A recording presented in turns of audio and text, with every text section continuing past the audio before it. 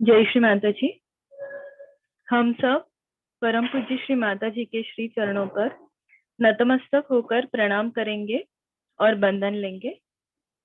Let us all bow down to Shri Mata ji and take बंधन।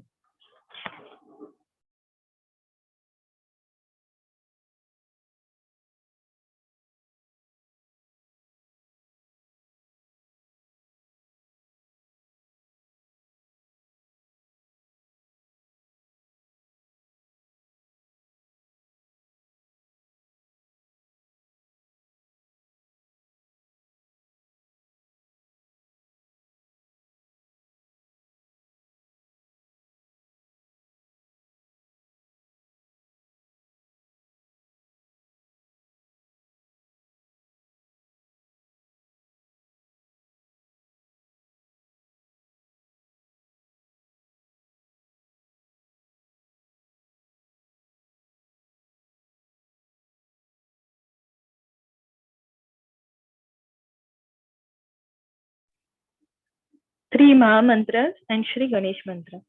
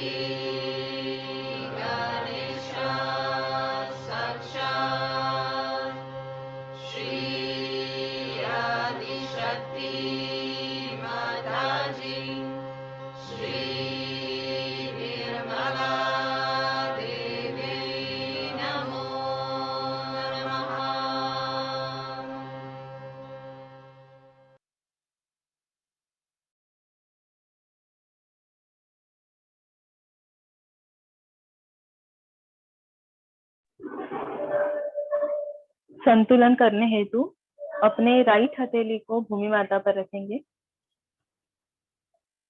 We will keep our right hand on Mother Earth परम पूज्य श्री माता जी, कृपा करके हमारी ईड़ा नाड़ी को शुद्ध कीजिए। श्री माता जी, by your divine grace, please cleanse our left channel.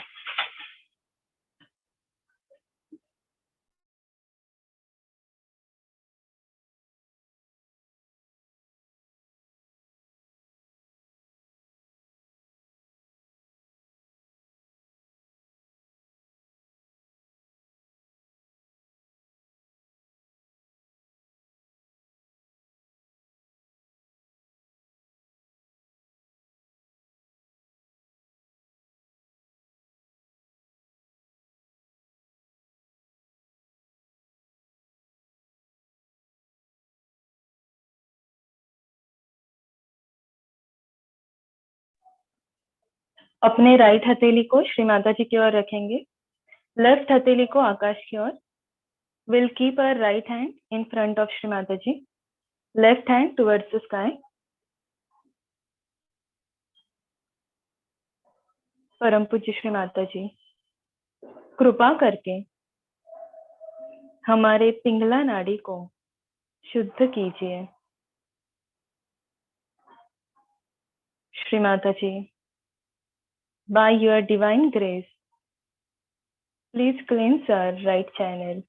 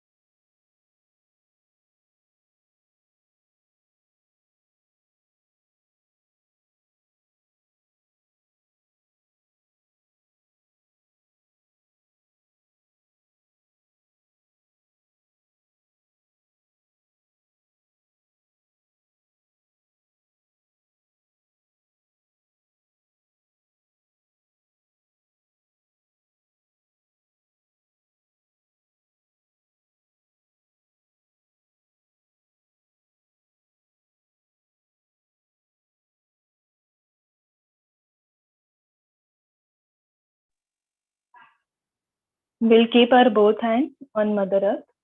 हम अपने दोनों हथेली को भूमि माता पर रखेंगे। परम पूज्य श्री माता जी, कृपा करके हमें संतुलन प्रदान कीजिए। Shri Mata ji, please give us balance state.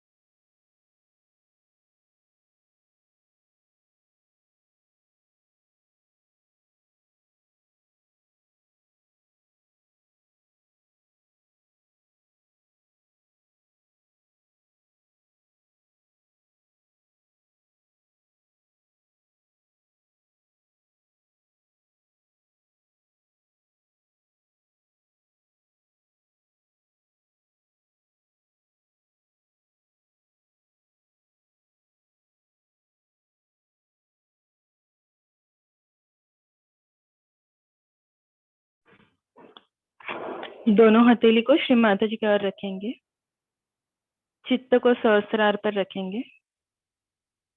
Will keep our both hands towards Shri Mataji.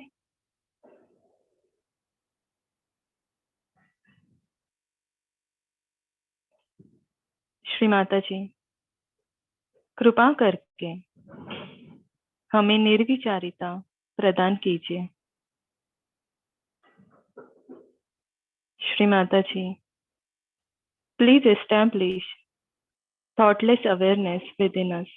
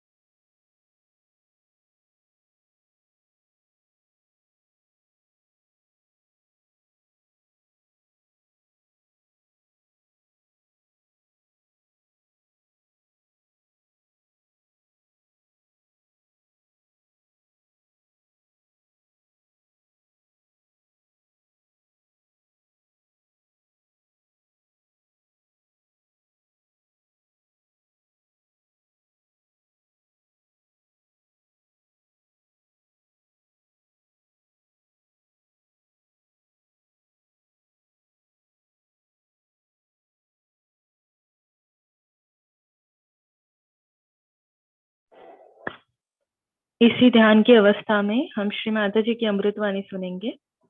In this meditative state, let us all listen to Shri Mataji's speech.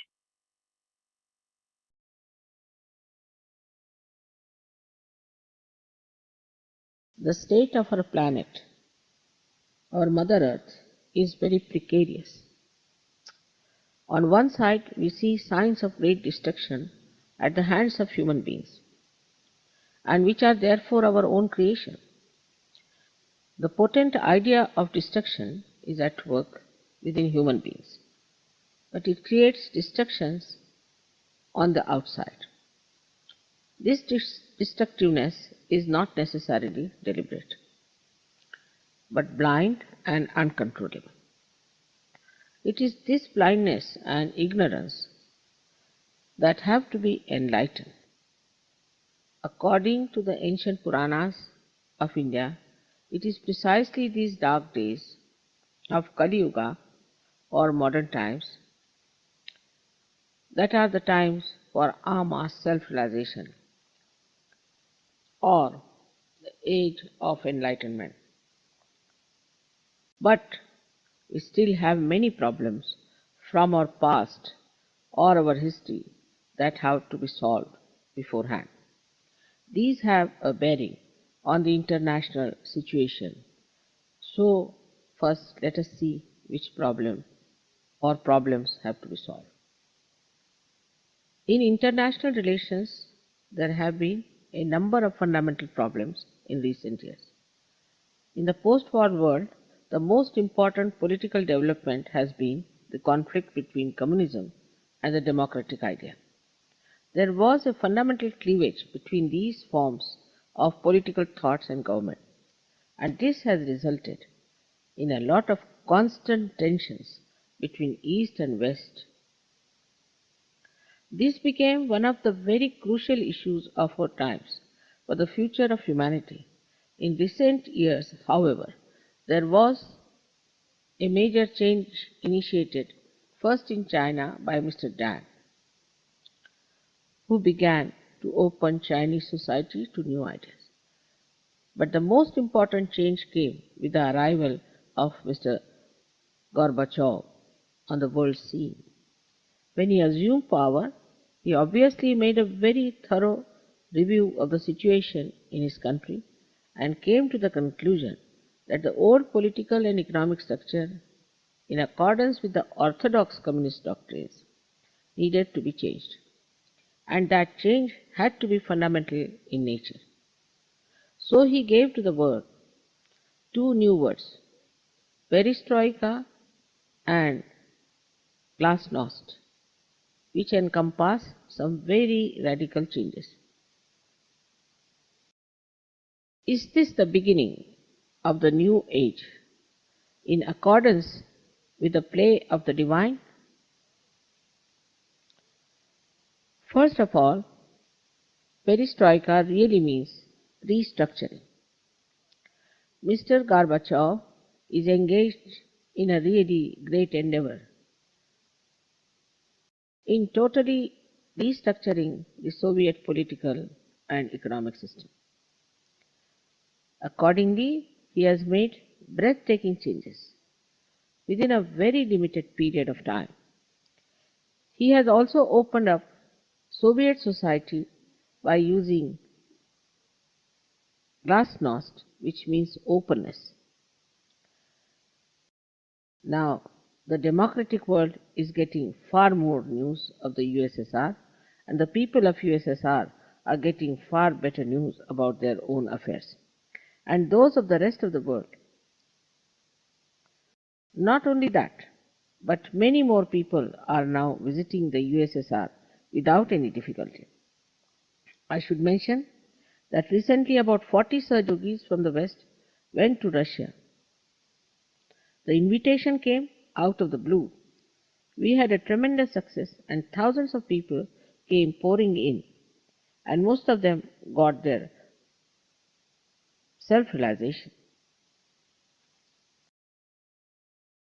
Russia is the first country which has recognized the unique capacity of Sahaja by granting official status of absolutely independent organization. Perhaps they have realized that it is only after self-realization that the inner transformation process is triggered, through which ultimately you get your enlightenment. This is our guess. But even on the spiritual level, as far as international relations are concerned, Mr. Gorbachev and his new policies have resulted in the lessening of tensions between East and West. In fact, by a very wise approach, Mr. Gorbachev has taken a number of initiatives to demonstrate that he does not believe in East-West conflict at all, but rather in East-West cooperation. Perhaps he believes that by reducing pressure from the reformed Soviet side, the aim of bringing about a better relationship between the peoples of different parts of the world could be easily achieved. By gradually creating in this way a deeper sense of security, world peace could be finally established. He has shown by his initiatives with regard to disarmament in particular that he no longer wants to take a stand on the basis of a mighty military force that has been perceived over the years as a threat to freedom in the West. He has shown remarkably his courage in the nuclear field and even in the field of conventional forces and has continued zealous negotiations between East and West for overall disarmament. We should now appreciate how the apprehensions of the West are losing their substance. This is so obvious today in the views that have been expressed by a number of countries in the Western Alliance. For example, West Germany, who was once the bitter enemy of the Soviet Union, now feels that the changes that have taken place in Russia are not merely cosmetic, but they are fundamental changes. The conclusion is that the West should now respond in a suitable way. Although some countries have not really responded, the results are evident. Thus, East-West conflicts have now ceased to be the most fundamental point of conflict in the world. When there is a much better understanding between the two superpowers and their allies, this naturally also has an effect on thinking in the NATO alliance. Not that one can say that all the problems are solved, but it is certainly not problem number one anymore. Then what is the problem? The world must decide that it can do to ease the labor pains of the birth of a democratic Russia, and also decide how to tell the truth about the problems of the so-called free world without any egotism. This is the great challenge for the honesty and devotion to peace of the Western world. This is the moment for them to formulate a clear policy as to how to help that process, as well as diligently and wisely working out through profound introspection how to establish security and peace within their own countries and to curb the self-destructive ventures of their own people. If this policy is the right one, and this process is supported in a pragmatic and humanistic way, then very quickly these changes will be miraculously consolidated and we will see a more humane, freer society in the communist world. I feel that the Russians need real freedom, while the West needs wise self-discipline. Thus my vision is that these right actions and these appropriate reactions will bear their fruit of a very beautiful world of brotherhood and peace, which will be worthy of its enlightenment. Crucial and dangerous problem we must face is surely that of religious fundamentalism. And we cannot point the finger at any religion in particular.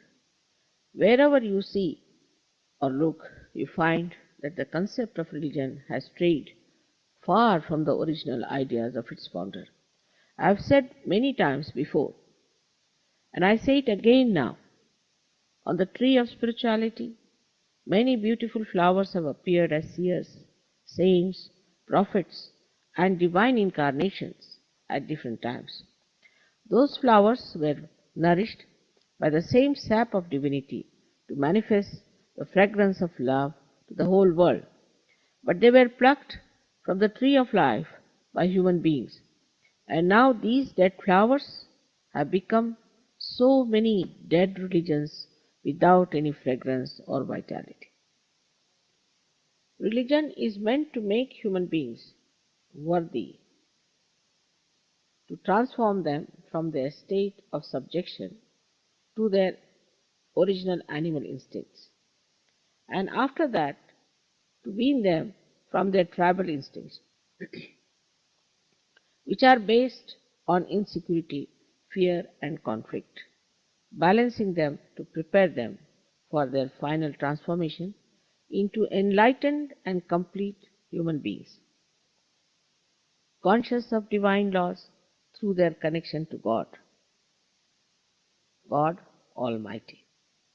This was the original intention at the awakening of the various religions in different parts of the world as a message of God to make human beings aware of His power of love, beauty, and bliss.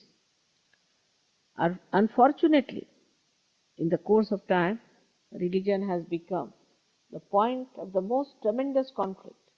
They preach love and blind faith, while they themselves have become money or power oriented, and those in the highest position of the so called religion and religions do not themselves know God.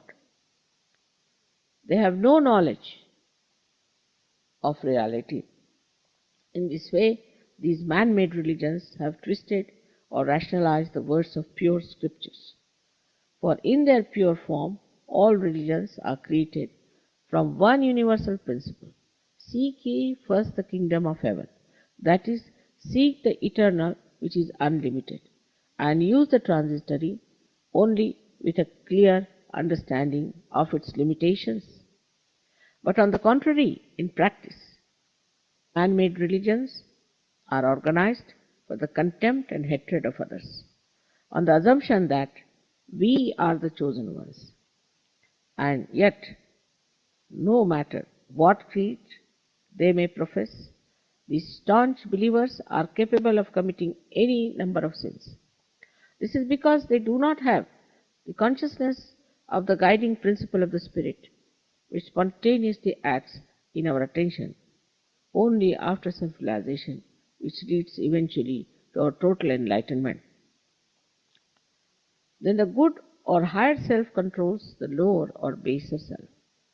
This victory lies within our reach on the path of our true ascent in this Kali Yuga, or dark age in which we live. Now, what I have found is that instead of uniting people, instead of making human beings good and loving, religions actually turn people into self-opinionated mental acrobats and fearsome defenders of faith. Of course, the truth, in fact, defends everyone and is in need of no defense. In the end, all one can say about man-made religions is that the tree is known by the fruit it bears. Of course, as a result, many people do not believe in God. They do not believe in God at all. They believe only what can be scientifically proved, what can be demonstrated to give results.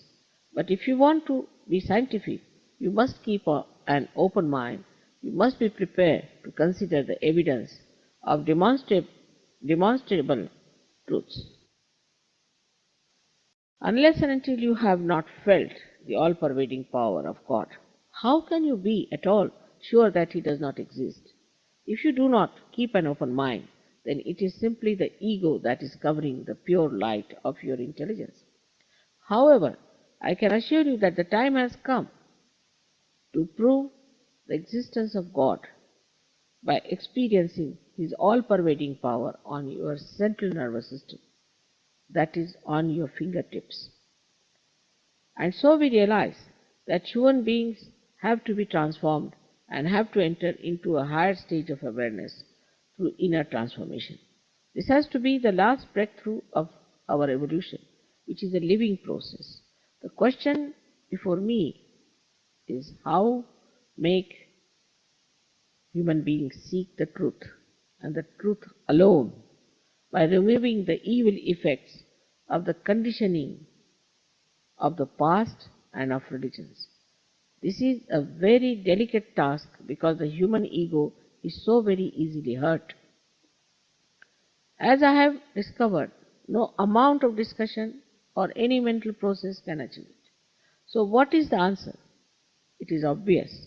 The only way is the inner transformation by the living process of evolution. In every seeker who comes for his self-realization, this will be enough to change the world. A further important point that needs to be appreciated particularly by the free world is that when freedom is abused, it can become demonic. Because the freedom of the rational human being can also be used to serve destructive and evil purposes, either consciously or unconsciously. In the free world, politicians are very anxious to keep their seats glued to them, if possible. And for that, they have to please the voters. This is why the voters are given full freedom to run amok in their own private lives.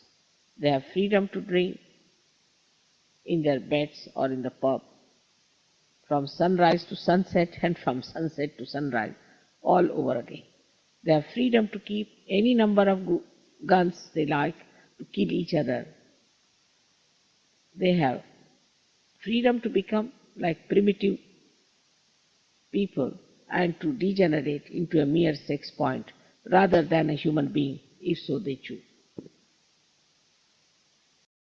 They have freedom to get themselves a heart attack from overwork, or if not, then from jogging.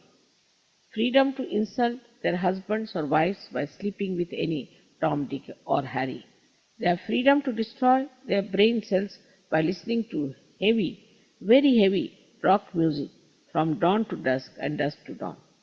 The media have now achieved their final liberation from self-respect, decency, decorum, and social responsibility, and have developed the highest expertise in slinging mud at anyone they please and in preventing truth in the service of political creeds or sensationalization to slander and blaspheme the divine without knowing or caring what sin they are committing.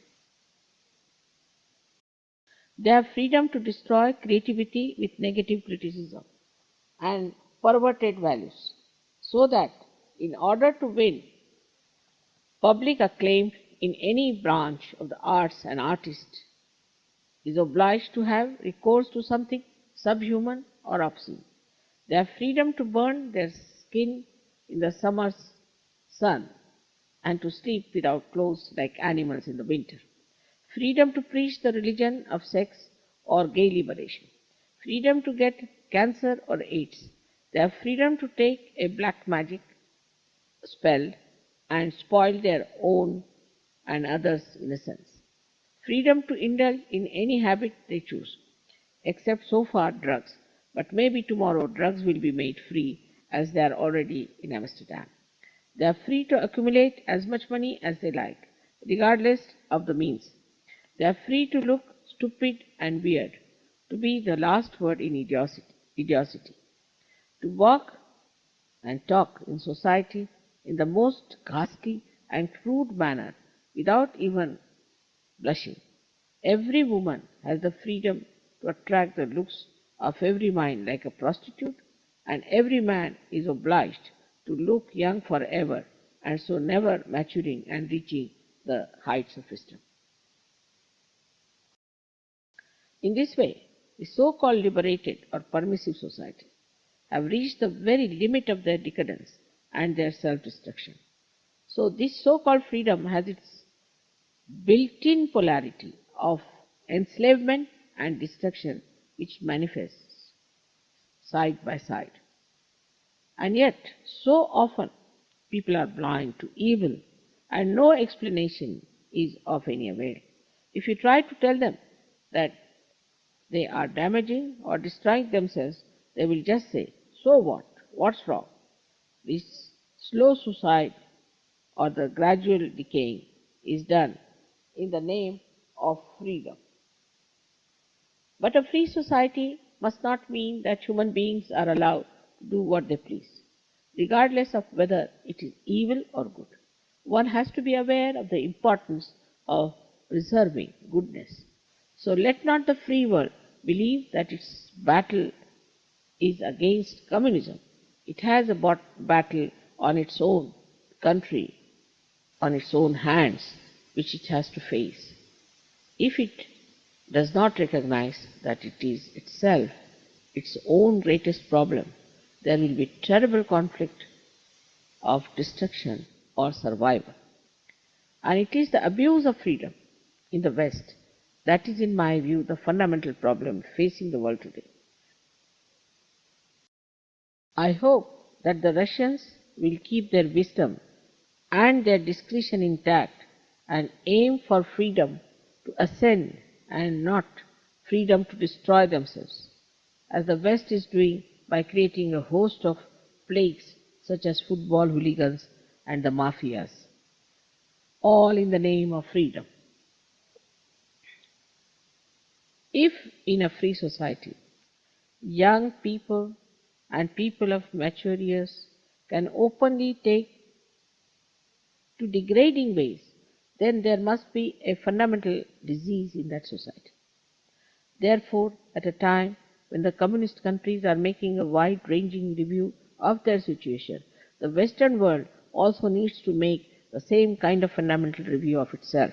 A solution has to be found to its most urgent problem, which is the abuse of its own freedom. A further pressing problem is that of the environment. The very existence of human beings is now being threatened. People have now become aware of the damage that has been done to the environment and of the depletion of the ozone layer. Why do we still have acid rain? Why do we have often disastrous climatic problems around the world? We have to find the answers to these problems. It is an extraordinary thing that in the developed world you cannot now be confident of getting proper food to eat. Every day there's a new scare about salmonella or a new product is put onto the banned food list. So, now food poisoning has become a very serious issue. What does that indicate? We have to know that this is the extreme of industrial development by which we have become slaves of machines. Machines are created for our own use, and yet we have become the victims of machines. We have to change the balance between machine-made and handmade goods and take more to natural things. Machines create things like plastic which have no natural vibrations and which are actually injurious to human beings.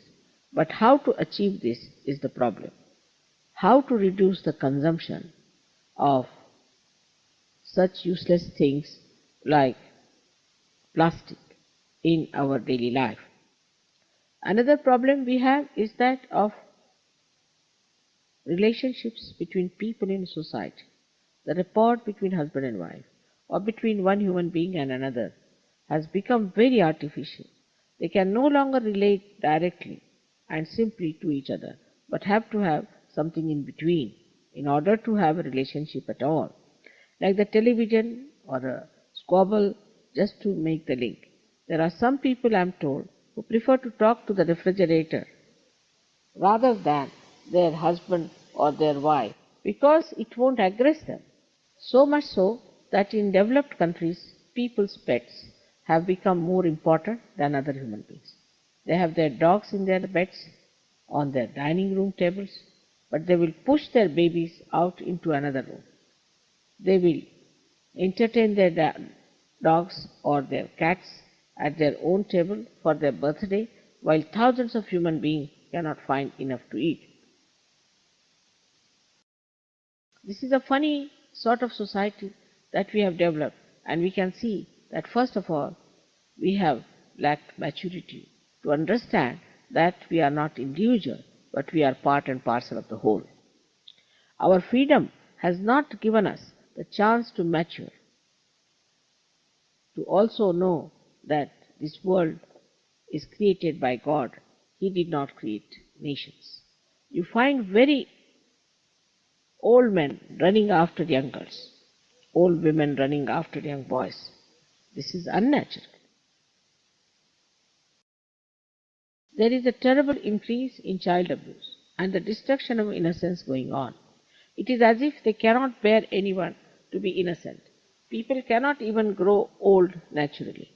The other day I saw, for instance, several octogenarian actors and actresses doing a rock and roll and shake sort of a dance. They had no need to. They were shaking themselves quite naturally with walking sticks in their hands. All these things might appear funny, but they are in fact very serious. And a country which is filled with such immature, insane, sick people will explore anything regardless of its value for our growth and our ascent. It is people who make society, and it is the society that preserves the country. So all these crazy things that come from this sort of freedom have to be brought round and cured, or these countries will be ruined in no time. To my mind, there is only one solution, that is the transformation of human beings. Now, this transformation is possible here and now and on a mass scale. I would like to show you on another occasion how it can be done and how to work out the emancipation of human beings spontaneously and effortlessly and without paying a penny for it. Let me show you one day how through Sahaja Yoga you can transform yourself and change the world.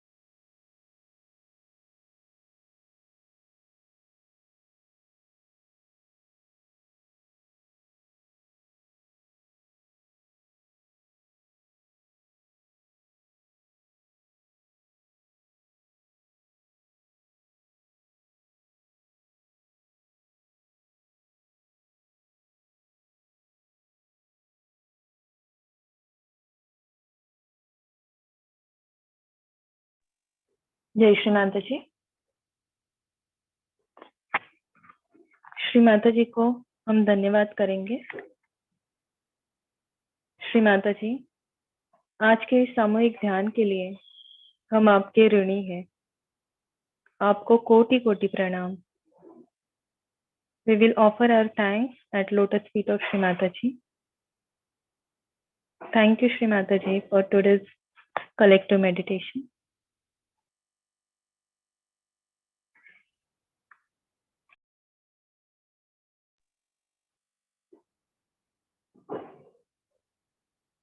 Shri माताजी के श्री चरणों पर प्रणाम करके हम बंधन लेंगे।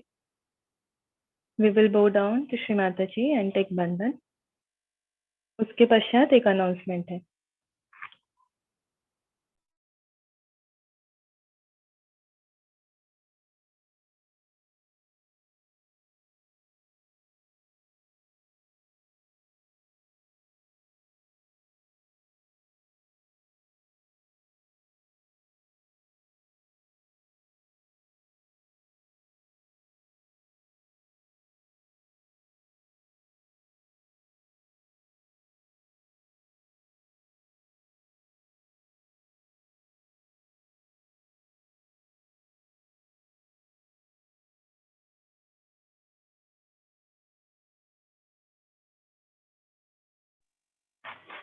सहज मैरिजेस निर्मल नगरी गणपति पुले 2022 के फॉर्म www.sahajyogamumbai.org पे उपलब्ध है और सहज मैरिज फॉर्म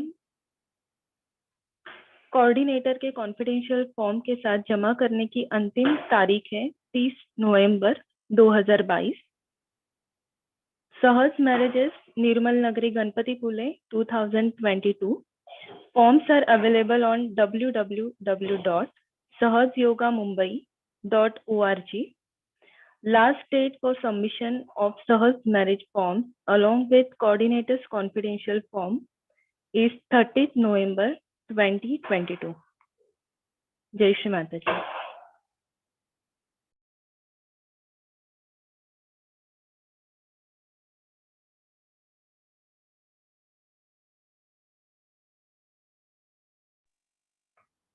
और जो भी एप्लीकेंट्स है उनके लिए 25 नवंबर 2022 ये अंतिम तारीख है कोऑर्डिनेटर्स को फॉर्म सबमिट करने की।